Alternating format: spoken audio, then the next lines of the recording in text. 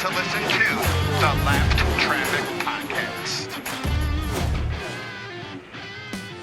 What is up, Lap Traffic Nation? Welcome to episode 168 of the Lap Traffic Podcast. I am your host, the Professor Brandon Crowd. Hope you all had a great weekend. I hope you were able to take in as much racing as you wanted from Thursday night with the duels through Monday with the Daytona 500. Lap Traffic Nation, tonight's show, I tell you, it was going to happen. It wasn't going to happen. It was going to happen. I really didn't know what to do tonight. I think it makes sense to do a show tonight. It's definitely going to be a lot more of a somber show out of reflection, respect for Ryan Newman, his family, the sport of NASCAR itself.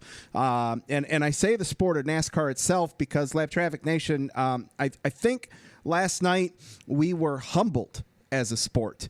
We talk about safety all the time. The drivers talk about safety all the time. We talk about how safe the cars are, and the cars are absolutely safe. But that doesn't mean that stuff still can't happen. Thankfully, the worst did not happen. Thankfully, we have gotten positive news last night, late after the 500. We got positive news this afternoon. And that's the good thing, and that's why I think it makes sense to do a show.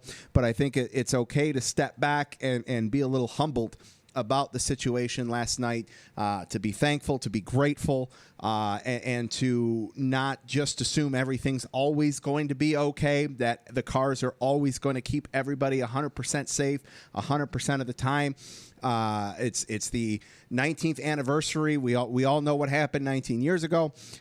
So from that regard, going to do a show, going to try to have a little fun, but just kind of keep things into check, into perspective, and all that good stuff. And be, like I said, be grateful, be thankful, and let that hopefully lead back into a little bit more upbeat next week. But, nothing wrong with taking a little reflection.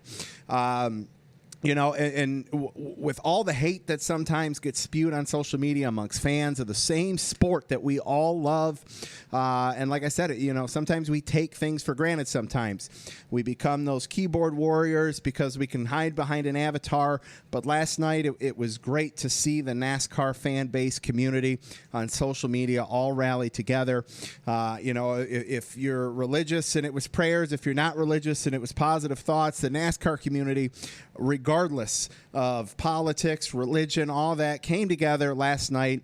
It was great to see a little restored faith in humanity there. Hopefully the togetherness, the camaraderie that was shared last night lasts more than a minute, because before long, I'm sure it will be going back to the name calling of other fans and drivers and ridiculing the sport. And it's okay not to do that. It's that's where I'm at with that all. More, obviously, on the whole situation from Sunday later in the show. Hope you guys tuned in last week, caught our Daytona 500 pole sitter, Ricky Stenhouse Jr. on the show. Lots to do today. Our truck series winner from this past weekend at Daytona, Grant Enfinger, will be on later in the show, probably to close out the show after the fantasy segment even there, just due to a little late schedule with the interview there. Some brief talk about the trucks, Xfinity, Cup at Daytona, social media. Brian Newdorf will be on to talk about the weather for Vegas. Our fantasy week high leader will be on to make some picks for Vegas. And that's where we're at. Don't forget, the Lap Traffic Podcast is a part of the Big Heads Media Network. Big Heads has you covered from sports to entertainment, so go check out Big Heads Media for all your podcast needs. All right, Lap Traffic Nation, I am just going to get right into it with a little stuff to talk about from some on-track stuff that occurred. You guys know me. I could go 20 minutes on the truck series alone, which could do that for all three races this weekend, but it doesn't feel right. I'm not gonna lie, I'm still a little numb over what we witnessed, what we went through, and happy just to see the community of NASCAR come together. It's breathtaking, but it's just not all there in terms of feeling into that, So, but that's not to say some things don't deserve to be talked about, and so we're going to do that a little bit. This weekend was crazy for obvious reasons, but you knew something was off when guys like Ross Chastain, Brendan Gaughan, and A.J. Allmendinger failed to qualify for races.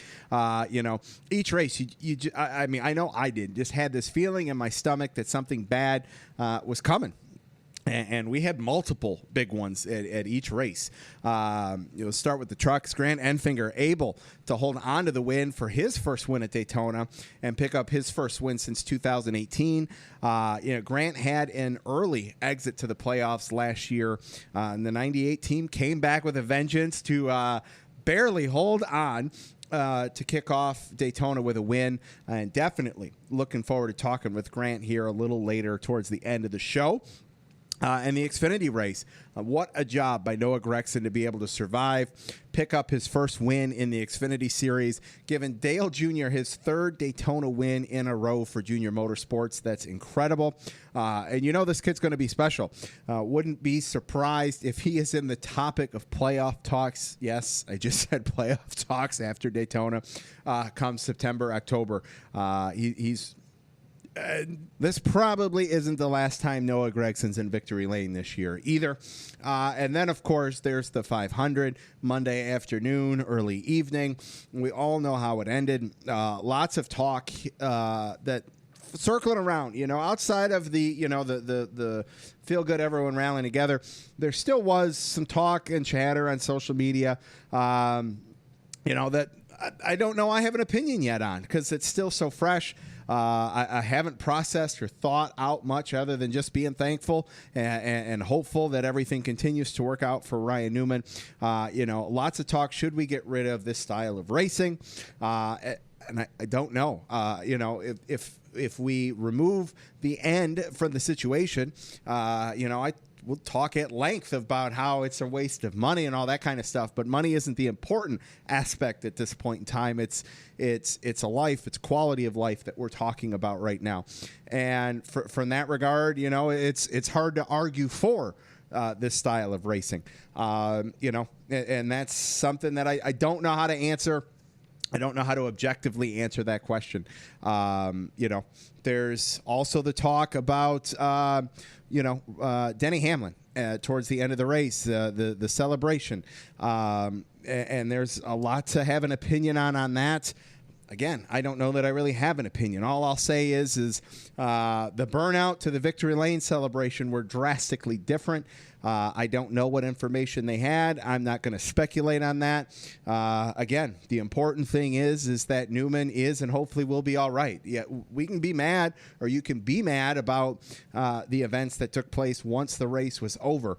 But that doesn't do anybody any good, at this point. And that's the opinion that I'll give. That doesn't do anything. That doesn't do anybody good.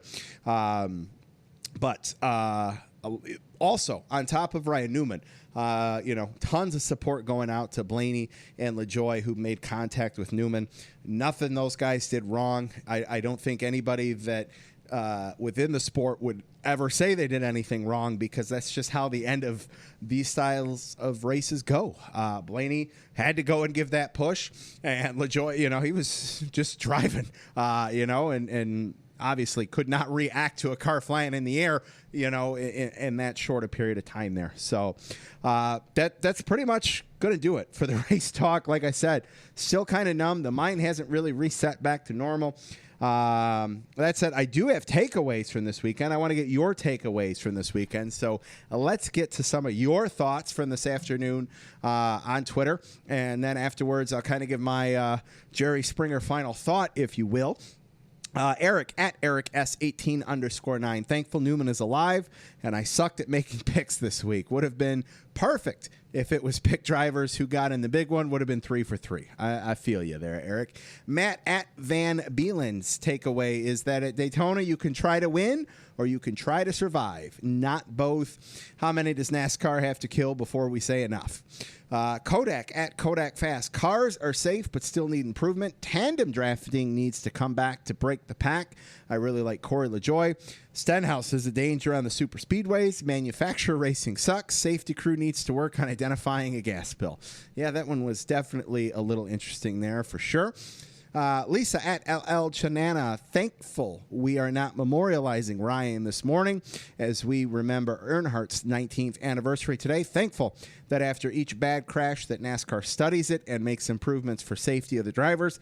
Thankful our great NASCAR reporters were responsible in reporting last night. That is a great call there, Lisa. Anybody that hangs around on Twitter for NASCAR chatter and all that good stuff knows what accounts to pay attention to.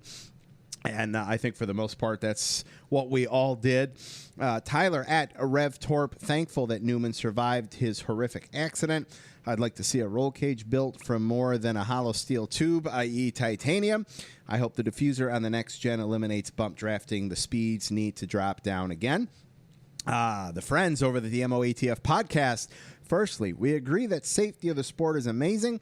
A long way it has come. Secondly, we'd like to say how bad we gave the league a beatdown. What say you, KHI fan? Wahaha. Wow. MOATF podcast talking trash about the lap traffic fantasy already because they had one good week, and it just so happened to be the first week. But I'll get to that a little bit later. Brian at Brian_G87 thinks drivers should keep all the equipment on until it's time to get out of the car. So many saying Denny took off his helmet or unplugged his radio. The anger toward Denny wouldn't have happened if he had heard not to celebrate or got the okay from the crew. Colin at Colin_with_cars. Racing is a brotherhood. All types of racing, it doesn't matter. All racers want to see Ryan walk away. Just thankful he is still with us. Eddie at EG3_Fast Eddie, thankful to be very small part of a gigantic racing family. To see everyone come together last night only for the concern for Newman, obviously, but for Blaney and LaJoy, I was truly blown away. I feel you there, Eddie. I'm with you. And Matt at Camper News Net, his thoughts are that we have come a long way in safety, and if it wasn't for that, we could have seen a very different outcome last night and wouldn't be talking about Ryan Newman still being with us today. He's a fighter and hope that he is able to drive again one day. Absolutely. And for me, I am thankful for the talent of the safety crews. Thankful we got positive news today and last night. Thankful for the racing community that we've come together as one. You know, Ryan's not my driver, as I'm sure he's not a lot of yours. But that doesn't mean you don't have compassion and want the best for people. Saw a lot of We Are All Ryan Newman fans last night, and that's 100% the case. The NASCAR community as a whole is Ryan Newman's biggest fan right now, and I think that's how we're going to leave that. Thank you to everybody that tweeted some responses there. Keep those coming. Really enjoy that, along with the Lucky Dog and Lap Downs, which is going to have a little bit different twist tonight, that's for sure. All right, Lap Traffic Nation, cruising through things today.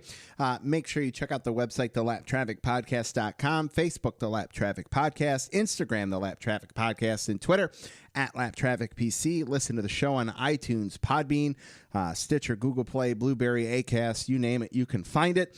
Got a couple giveaways going on. One came out early yesterday during the Stage 2 break of the Daytona 500.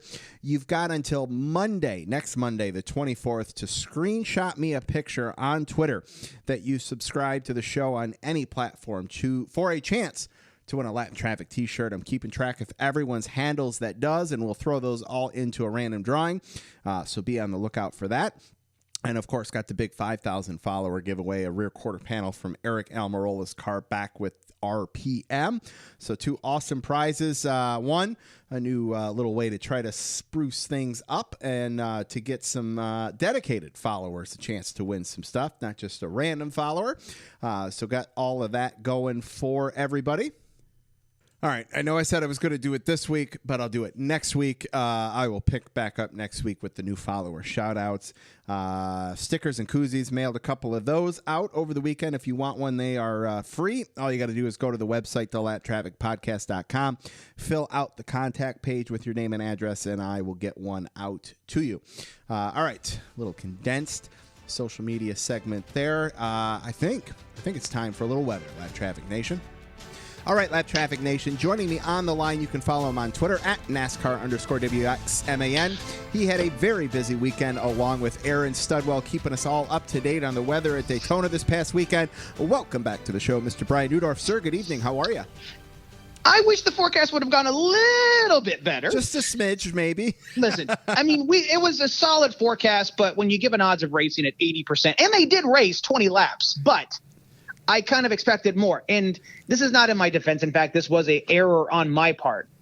I use some of this. There's a site for us media people who do certain things that we can log on. We can get information. We can find schedules. I downloaded the schedule. It said revised as of the 15th, which would have been Saturday. I went with it. It said start time at 2:30.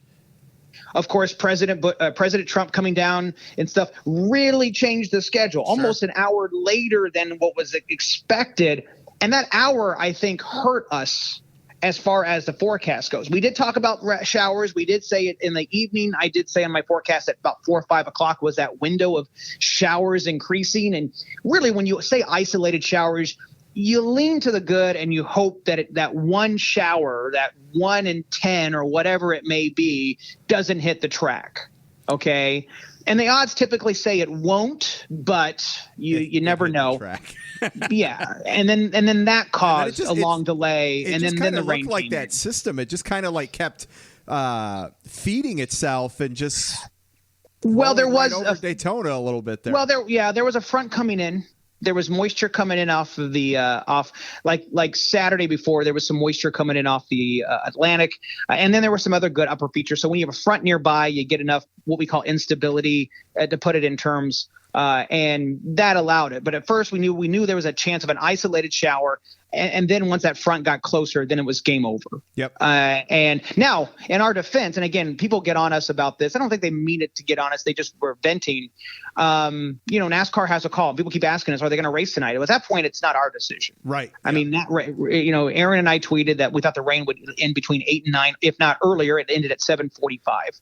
It would change the perspective of the question a lot, and it would provide you a better ability to answer the question if they just changed are to could. Instead of are we going to race tonight is could we race tonight, just from a weather perspective. And that's how we typically answer said question. We number one say we can't predict NASCAR, but we can predict the weather, and here's what we know. And then that's typically how we leave it. Yep. And if you messaged me or you at me during the thing and I didn't respond, please just know I get so many of them that I just can't answer all the questions. I try my best to find the prevailing question and answer it that way on Twitter. So if I don't reach out to you individually, don't take offense to it. It's just I got the wonderful message on my phone, probably not even the start of not even, an hour into what was start. And I was like, Twitter told me I already hit my 200 limit of notifications on my phone and text messages. So what's funny is, though, they still kept sending them. So apparently that limit doesn't exist anymore. But anyway. Nice. All right. Well, before we get to this weekend, obviously a lot happened. I want to ask you two questions. Obviously, we all know what happened on Sunday, and you used to do some TV. So I want to get a TV guy's perspective. You used to do it. How? I know it was weather, but I'm sure you went through classes and all that kind of stuff. How do you maintain composure, or how are you trained to maintain composure when a horrific event has happened and you don't know the outcome and you don't know what to tell people because you yourself don't have information? How do you approach that from a TV side of things? Well, number one, I didn't take any courses. You learn. You lean on your veterans, the people like I will say. Mike Joy did a wonderful job in the booth. Okay. You and I talked last night. Yep. And, but my TV experience told me to listen for words or lack of words. And I think a lot of NASCAR Nation, when he gave his final statement at the end of their broadcast, and it felt weird. We all felt like, they're cutting it off. You couldn't find anything. Then a lot of it was, you just don't know. Sure. Let's go back 19 years today when we lost, Dale Sr. And thankfully we have Ryan Newman, and the news that keeps coming out continues to be good. And let's just hope that news continues to be that way. Absolutely. But 19 years ago, there wasn't Twitter. There wasn't social media. We just had to wait. Okay. But the problem is, in today's society, there wasn't news, but we just had to sit and wait. Now we have an outlet to fill the void with noise. Yes. Okay. Yep. And when the officials aren't giving us information, then the speculation runs rampant. But going back to your question, because I've had to follow really bad news in weather, because weather's supposed to be upbeat. Right. And, we try to tell people on television, our producers or those who make the show, don't give us doom and gloom right before weather, especially if it's a nice day and we have happy things to talk about. Okay. We don't like to transition from, and 3 kids died in a fire, Brian. You don't want to go to that. Yeah. Yeah. But then again, like severe weather, there's times where we have to talk about severe weather, potentially life-threatening tornado or hurricane, and you just have to almost go numb. You have to not think about and just give the information. You have to turn off that part of your brain. And you hear people talk about being desensitized. Maybe you're never desensitized because it catches up with you. Absolutely. You once it's done, then you all the things you as a human being are told to have click back on, and sometimes it comes in a huge, massive wave, and it's not fun. I mean, thankfully in my career, I never had to give any kind of information like that, and it had to be hard. And I mean, the thing that took away from that situation was Jeff. And I mean, Jeff probably, now thinking about it, was more shook up because he didn't know. I mean, obviously in his mind, like the rest of us, no communication on radio, that's a bad thing. Yep. Just seeing the screens come out and not knowing, your brain starts to go to the worst. And I hate to say it, I think a lot of us who remember Earnhardt went to the worst. Yeah, I would say a lot of us were hoping for the best but preparing for the worst there. Yeah, and I think so. But a lot of the fans who I talked to on Twitter just said the same thing. This had shades of 2001. Sure. It scared them. The radio silence, it was deafening. And that's a vacuum, and we work so hard to fill that vacuum, good or bad. We fill that vacuum with just our own whatever, and it's not good. And I got to applaud. I said this last night. I'm gonna say it again. I have to applaud all of our NASCAR media. Number one, I think the Kobe Bryant thing was a great lesson to all media, but I would have never expected. I don't expect.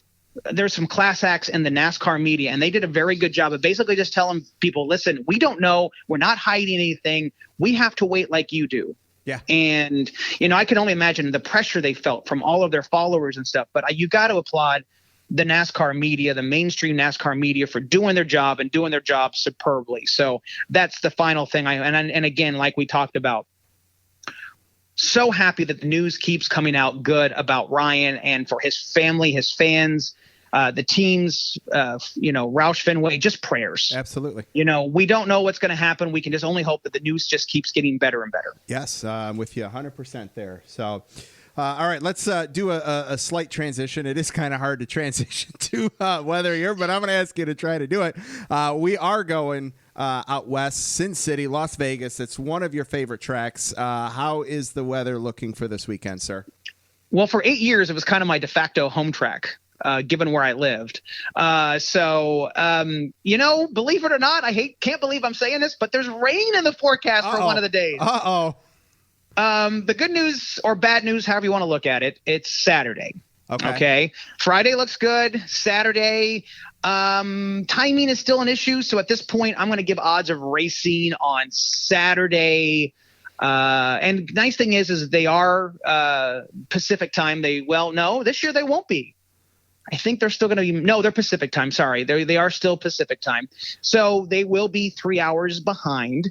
Given the timing of when the rain, it may happen earlier in the day before and then clear out. But rain is possible through the morning, maybe through midday, and then clearing out. So there might be a delay for the race there. But I think I'm gonna go odds of racing 60% on Saturday. I think it's low, but I'm going to go that route just given what I see. Temperatures all weekend long for Vegas standards, maybe in February, because keep in mind, I'm used to going in March. Sure.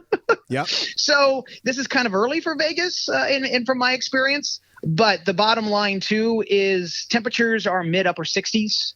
A much better day Sunday. So the system's out of here by Sunday. So for the Cup race, no problems there. It's only, the Saturday situation where potential problems with rain, and it may be early, but because the timing is still a question this early on, I'm going to go 60% odds of racing because of a Pacific system coming in. And of course, with those systems, you get rain. Some of the mountains may get snow that won't affect the track, and then possibly some wind, which is never fun. But it's better than being really hot, which it can be even in February and March there in Vegas. Absolutely. All righty. Well, not horrible there, sir. Thank you for all of the updating that you and Aaron did over the weekend. It was a long weekend, Thursday to Monday, and that's time out of your guys' personal days. So I know we all appreciate everything. Thank you guys do on Twitter. Lap Traffic Nation, make sure you follow Brian on Twitter at NASCAR_WXMAN, and of course Aaron Studwell at Race Weather. Check exactly for all. And the the updates. one thing. Go ahead. And my first week in fantasy, I'm beating Aaron. I'm just going to put that out there. I forgot about that. Yes, you are. Oh, I'm not going to get cocky early. No. All right, man. I love it. Brian, we'll talk to you in a couple weeks, man. Sounds good. All right. Always great, Lap Traffic Nation, to catch up with Brian Newdorf. And don't forget, next week, Aaron Studwell will be back with the weather for Auto Club Speedway. All right. And don't forget, in just a little bit, Grant Enfinger will be on as well. And this is about that time where we would hear some dogs barking and some music going for this week's Lucky Dog and Lap Down picks. Here's what I'll say. First off, thank you to those that called in this week and tweeted your Lucky Dog picks. You know I love them. And make sure you bring them strong next week. Little different, a little change of pace this week. This week's Lucky Dog segment is dedicated to Ryan Newman and a speedy recovery. So I'll sum it up like this. On behalf of all Lap Traffic Nation, this week's Lucky Dog is Ryan Newman, and this barks for you. All right, Lap Traffic Nation, it is time. Normally we close it out with fantasy, but we should have Grant Enfinger on here afterwards. Just a reminder, get your picks in by 5 o'clock Eastern Standard Time on Thursday.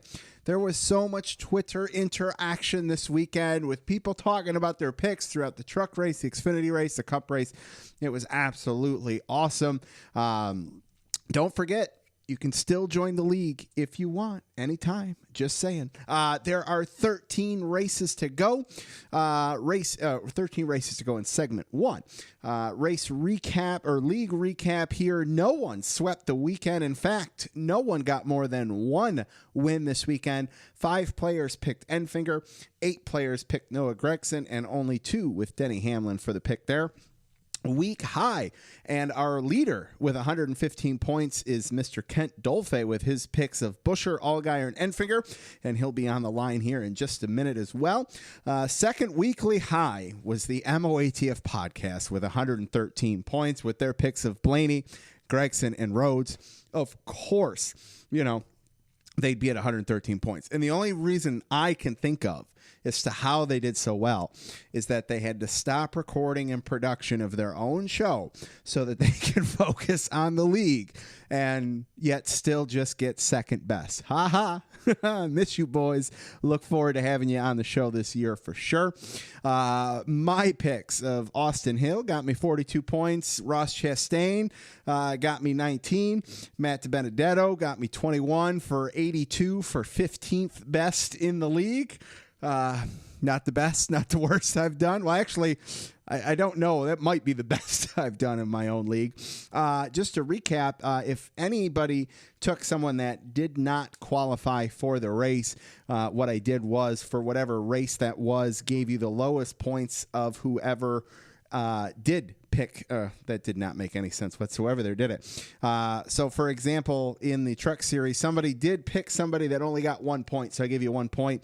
The Xfinity Series, I think it was 5, so I gave you 5 just so that nobody was starting out too deep in a hole. I think that was fair. Don't foresee that being an issue down the road, as we typically don't get more cars than are going to race show up after Daytona. So that said, over to the top 10 in standings. In first with 115 points is Kent, as I just mentioned. In second with 113 is the MOATF podcast. In third with 110 is Jason Dickus. In fourth with 104 is Matt Camper. Two-way tie for fifth with 101 with David Mullins and Michael Elliott. Two-way tie for sixth with 97 points with Brad Carnes and Chad Robb. 96 points is good for seventh place for Brennan Lotzer. Three-way tie for eighth with 95 points between NASCAR's own Brian Newdorf, Lap Traffic's own Brian Newdorf, Jess Rose and Timothy Triplett. Three-way tie for ninth with 93 points. My uncle, Mr. Matt Crowd, Nathan Singleton, and Paul Hollenbeck. And a two-way tie to wrap out the top 10 with 90 points, John Elliott and John Entwistle. Nice job there. Definitely think things are going to be a lot closer this year with the changes made, and look forward to seeing how the standings flip-flop throughout the year. All right, I think it's time to get our guest picker on the line. All right, Lap Traffic Nation, joining me on the line, he is the leader of the Lap Traffic Fantasy League and had weekly high this week with 115 points. Welcome to the show, Kent Dolphy. Kent, how are you, man? I'm doing great. How are you, Brandon? Awesome, man. Thanks for coming on. Congratulations. A new player in the Lap Traffic Fantasy and a new leader. The pressure is on, man. Yeah, I got a little beginner's luck, but I plan on keeping going all season long. So. Excellent. Excellent. Well, look forward to hopefully talking with you more than just tonight. I assume you'll probably get some flack by some old podcast named the MOATF podcast out there, but you don't have to pay them any attention. All right, man. What was your take on the weekend? Good, bad, indifferent? What'd you think of the racing? What's your take on Ryan Newman, all that stuff, man? Yeah, really all the racing is taking a back seat right now. Gosh, after the end of the race yesterday, it was just, I just spent hours refreshing Twitter, just trying to not think about the worst. Just so grateful for all the good news that's coming out today. Hopefully we see Ryan Newman back on the track as soon as he's ready for that. And I saw on a NASCAR Reddit someone suggested making a donation to Ryan Newman's charity Rescue Ranch, and it'd be great to flood them with $6 donations in honor of the Rocket Man. So hopefully Lap Traffic Nation can make that happen. Absolutely. That's a great idea. I will retweet that for sure and definitely get on board with that. You made I think you said something there that really hit home as to the NASCAR community, and that's the racing took a back seat here, unexpectedly after, Yep. Basically three races, and we all get to that point, where we can want to complain about this or complain about that or get upset at this driver or that driver. But like you said, all of that took a back seat. Everybody rallied, and that's the good thing. That's what still leaves a little hope in humanity, which is awesome. And you couldn't have said it any better there, sir. I really like that. Thanks. All right, man. We are headed out west, sir. Are you ready to make your second set of picks here in the Lap Traffic Fantasy League? I'm ready. I already emailed them into you, but I'm going to tell you them on there right now. Excellent. All right, Lap Traffic Nation, we are headed west for the kickoff to the West Coast Swing, and we are going to Sin City.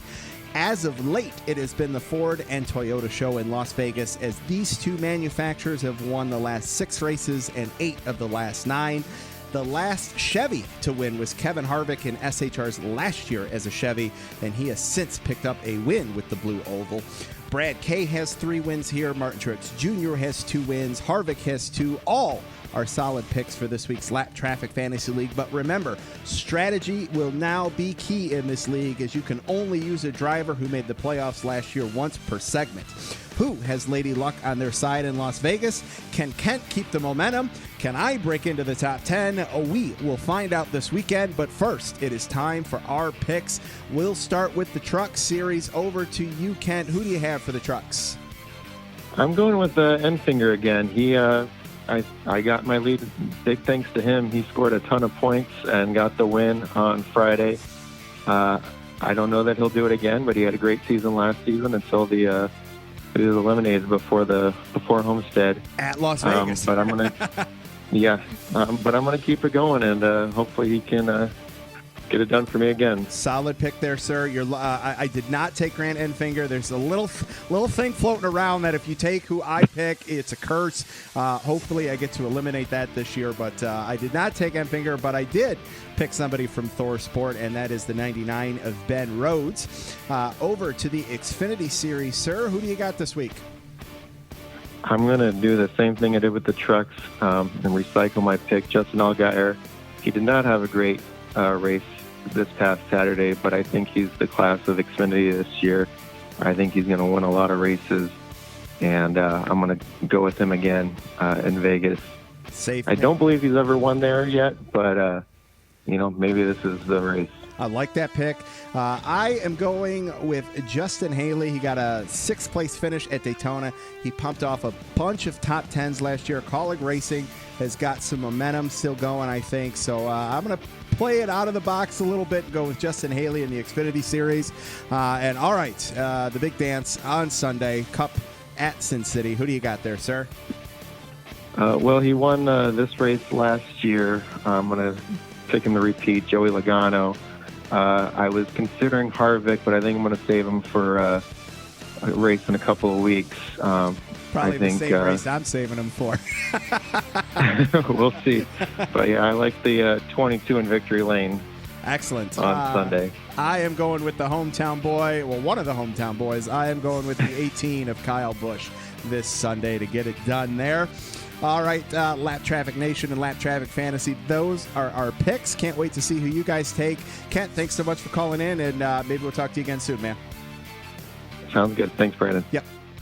All right, Lap Traffic Nation, joining me on the line, the driver, the number 98 champion Curb Records Ford with Thor Sport Racing, and the winner of this past weekend's Next Era Energy 250 at Daytona, making his 4th appearance on the Lap Traffic podcast. Welcome back to the show, Grant Enfinger. Grant, what's up, man? How are you? I'm doing great. I appreciate you having me back. Absolutely. You are welcome anytime, man. Anytime. Man, congratulations on the win. That had to feel like a long time coming after 2018. Yeah, it is definitely a long time coming. We had a truck capable of winning last year, a few times I feel like, and just weren't able to get the deal done. But it feels great to be able to go right out the chute and win the first one of the year. And man, just incredible that it was at Daytona.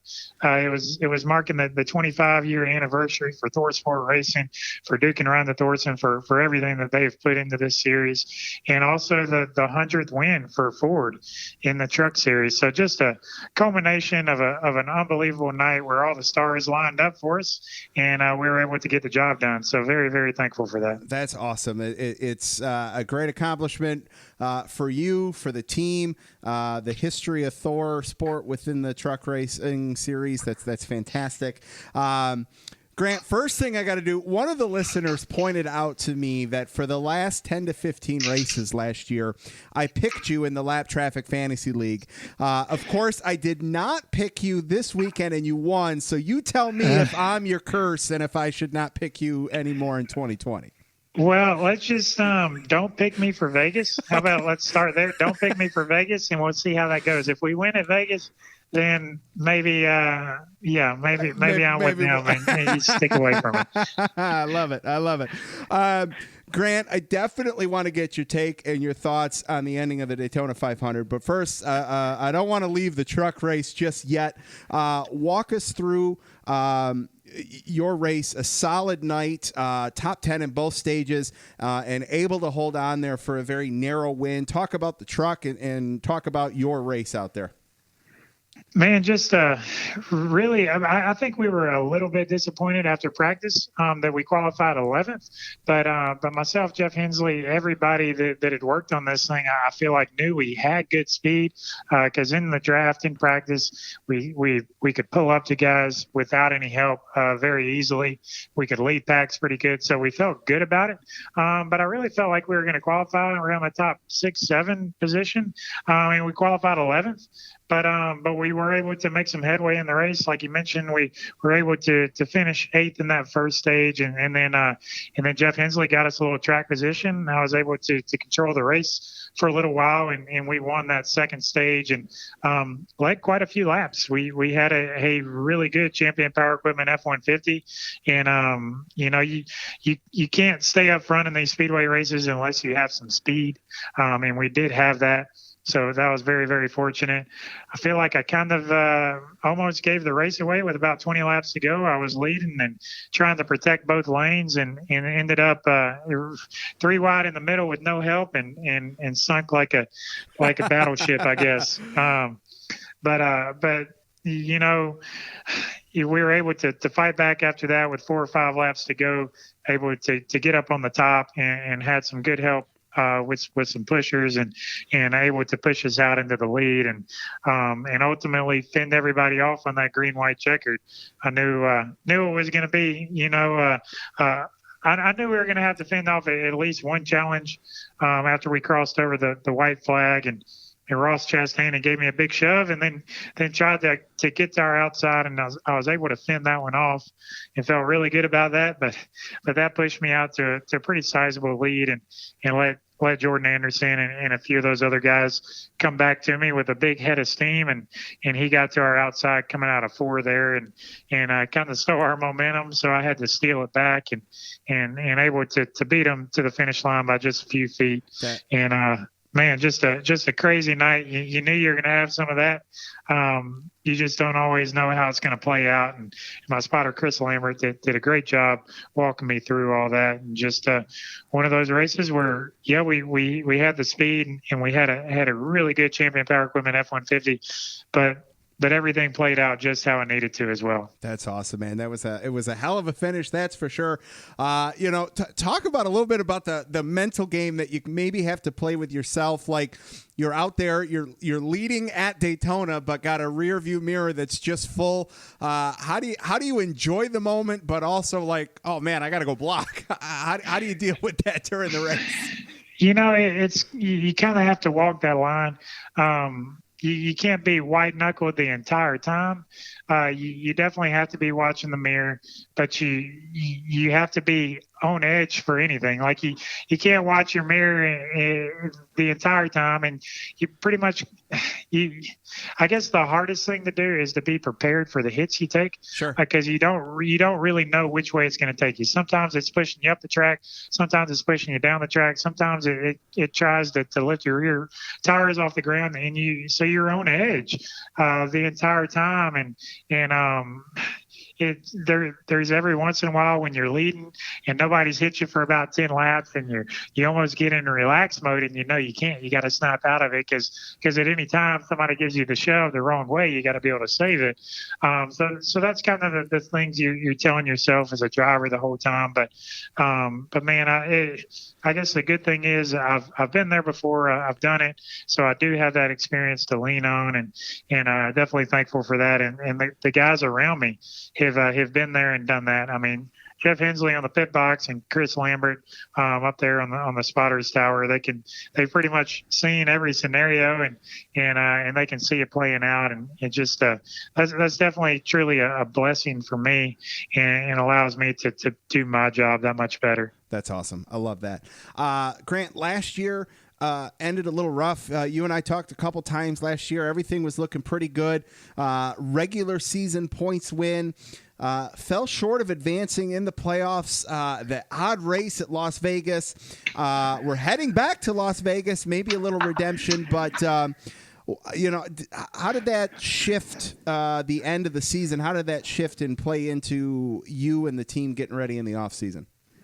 I think it motivated us all that much more. I mean, when it happened after Vegas, I think our lips were dragging for a few weeks for sure. It's definitely a sour way to end it with the whole motor debacle and all of that. But we didn't perform. It needed in the playoffs as well, and I feel like everybody is highly motivated to fix that this year. And I feel like winning the first race out gives us an advantage into the playoffs. it allows us to maybe try some things that maybe we couldn't otherwise. It also allows Jeff Hensley to try a little strategy at certain races to maybe put ourselves in a better position to get another couple wins out of there before the playoffs start, which just helps us in our seeding that much more. So that's kind of the things we're focused on. We haven't really dwelled on last year after a few weeks after that race, I would say, but we've all been highly motivated to take advantage of the opportunity we have. I feel like God has put us together for this reason and given us an incredible opportunity. And, now it's about us taking advantage of it and making the most of it. Awesome. That's fantastic. Talk about Thor Sport as a whole. Same group of guys back for a second year. You typically don't see that in the Truck Series. It's a veteran group with yourself, teammate Ben Rhodes, Truck Series champion Matt Craft and Johnny Sauter. Does that help? Does that not play as big a, what role as a whole do you guys have in the off season working together for the team?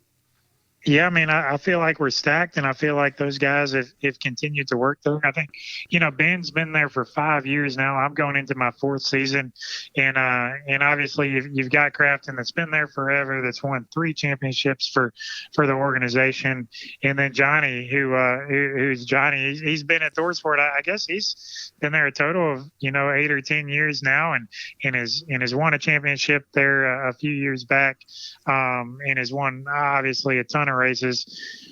But not only that, you have the crew chiefs there. Jeff Hensley, who's my crew chief, Joe Shear, Junior Joyner, Matt Noyce. We got some pretty good talent all the way around at ThorSport Racing.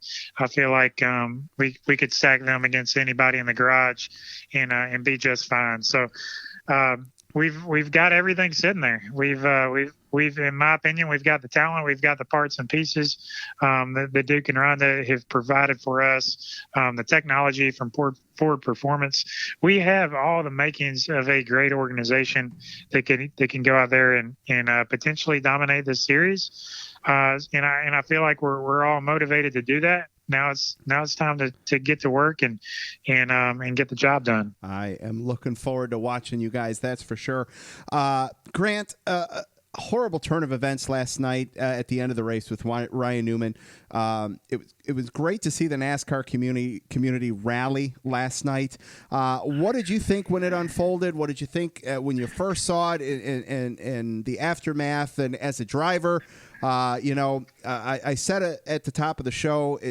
In my opinion, I think it humbled the sport a little bit, kind of put everybody in kind of check, like stuff can happen regardless of how safe the cars and the tracks and all that are. What did you think last night? Man, when I first saw it, I'll be honest with you, I didn't think, I knew it was a bad wreck, but I didn't really think it was a wreck where anybody would be hurt. So, I was all caught up in the finish of the race there. And then when I was able to see the slow motion of the replay, and he just got hit at the absolute worst place he would ever want to be hit in a place that really you can't do anything about. Right there in between the door bars and the roof, just the absolute worst place you'd ever want to see anybody hit. And at that point, I think everybody knew it was serious. And man, it was very cool to see how many Christians we have in the racing world and how many prayers were being sent up. And man, it seemed like some incredibly good news last night, to hear that it was not life-threatening injuries. Yep. And obviously it's still very, very serious, but he has been able to be awake today and made some version of communication. So all that's great. Obviously we're still praying for him to have a full recovery, but when I initially saw the wreck, and I feel like a lot of us have gotten numb to it because NASCAR has implemented so many safety improvements over the years, and I'll be honest with you, as a driver, I kind of complain about them sometimes because at the end of the day, it costs us time, it costs us money, it costs the team's time, it costs the team's money, and on some things that I think are silly. Sure. But at the end of the day, I was very thankful for all of them last night. And man, it probably puts everybody in check. Maybe it puts us a little bit in check when we're out on the racetrack. We'll have to see if that's the case. But we're not bulletproof, and these cars aren't bulletproof. As hard as we try to make them that way. And I think sometimes we take for granted how that we've built these cars so safe that we haven't had something bad happen in NASCAR in a while, but maybe it's something like that puts us all in check and remembers why we're doing all this. Yeah, absolutely, man. I don't think you could have said it any better. We're not bulletproof. That's a strong statement right there. I really like that. All right, we'll switch a little bit to end it on a high note. Headed to Las Vegas, you've got a win there back in 2018 and 4 top 10s. Is it time for a little redemption in Sin City? Absolutely, especially how we ended with the whole engine situation last year. We had incredible speed with our F-150 there, and I feel like we've got a good shot at doing that again this time. We can just put all the pieces together. I feel like we're in that position where we can race a little bit more aggressive than maybe some people out there. Absolutely. And I feel like we're going to play that to our advantage. So I definitely feel like it's a place where we can get redemption from last year, and it's a place that we can win out again. And man, I love racing there, and I do feel like going this early in the year, feel like it's going to be gripped up pretty good. There's going to be a lot of wide open racing. I feel like the draft's gonna affect enough to where maybe that leader won't be able to get a big lead. I feel like he'll stay within a few car lengths of second and third place, stay pretty close to the second place. And I feel like you're going to see that in the top 5. I don't think those guys are going to get spread out like you do at some of the mile and a half. Or at Vegas, later on in the year. I feel like the added grip with the temperature provides for a little bit of a different kind of race there in the spring. So, man, I'm looking forward to it. I know Jeff Hensley was ready before we even got to Daytona. He had that truck prepared, and man, we're just going to go out there and try to repeat. Awesome. NASCAR's the lapped traffic weatherman Brian Newdorf was on a little bit ago, and he said temps are going to be in the mid 60s. So there should definitely be some grip out there, man. Grant, where can everybody follow you at on social media? Man, it's really easy. Just at Grant Enfinger on Twitter and Grant Enfinger on and Instagram. So pretty simple to find this. And also, if you follow our partners along with that, Curb Records and Mike Curb, Champion Power Equipment, Thor Sport Racing, Protect the Harvest, all the guys that help make this happen, and help us get it to the track each and every week. Absolutely awesome. Lap Traffic Nation, big thanks to Grant Enfinger, driver their number 98 with Thor Sport Racing. Grant, congrats again on the win. Great start to the season. Good luck to the rest of the year. I'm sure we'll chat again, and stay safe out there, man. Thank you. All right, we'll talk to you later. All right, Lap Traffic Nation, great to catch up with Grant Enfinger. Man, I don't think he could have said it any better than that. They're not bulletproof out there, man. That hit strong there. Lap Traffic Nation, that is going to do it for episode 168 of the Lap Traffic Podcast. Next week, pick things back up a little bit, a little more oomph and emphasis and back behind the mic here. Make sure you check out the website, thelaptrafficpodcast.com. Like on Facebook, The Lap Traffic Podcast. Follow on Twitter at Lap Traffic PC. Big thanks to Kent Dolphy, Brian Newdorf, and Grant Enfinger for calling in. Next week, Auto Club Speedway track president Dave Allen will be on. Don't get caught chasing the lucky dog. Make sure you tune in each and every week to the Lap Traffic Podcast. See ya.